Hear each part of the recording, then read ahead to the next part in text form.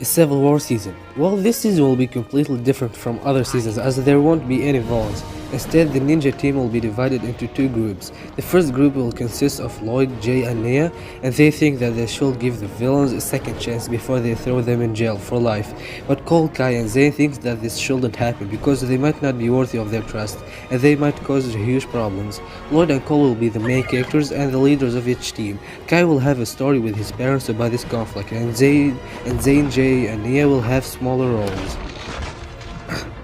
Prequel season. A season that tells the story of the first Ninjutsu master since he was born until he died. It will also show the war between the Oni and dragons, more of Wu and Garamdo when they were young, and show us the reason to why Forbidden Ninjutsu was created, and the whole fight between the first Ninjutsu master and the Overlord. My season concept is based on Ninjago mythology, something touched on only in one scene in season 8. Where Nia mentioned a storm spirit named Wohira that was worshipped by ancient Ninjagan tribes. In summary, the season would expand on what the elemental masters can do with their powers. Dr. Smythe, who is like an evil clutch powers, searches for an ancient artifact that can grant people elemental powers.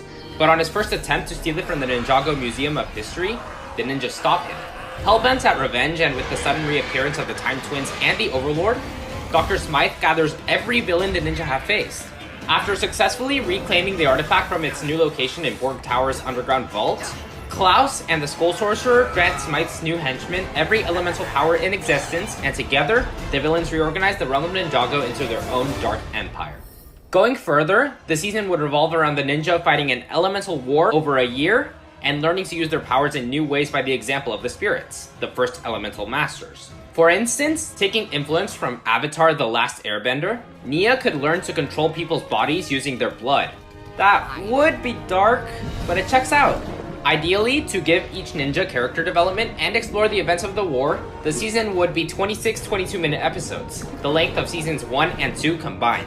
What would be my Ninjago dream season for the Ninjago series? I would like to see a season of the ninja going to a bunch of different realms in one season and exploring those and then helping whoever. Like, I want to see a Ninjago and Chima crossover, or like I want to see the ninja go to Chima and then go check up on Chima and see what's happening in there, or I just want to see another season where the ninja go see what's happening in other realms, because Lloyd got to see the other realms in season 5, so I'd like them to go see the realms and see what they look like, and just just to finish and see what all the realms are. I just thought that'd be very cool. And another detail I'd probably want to see is I want to see some more story development for other characters besides the ninja.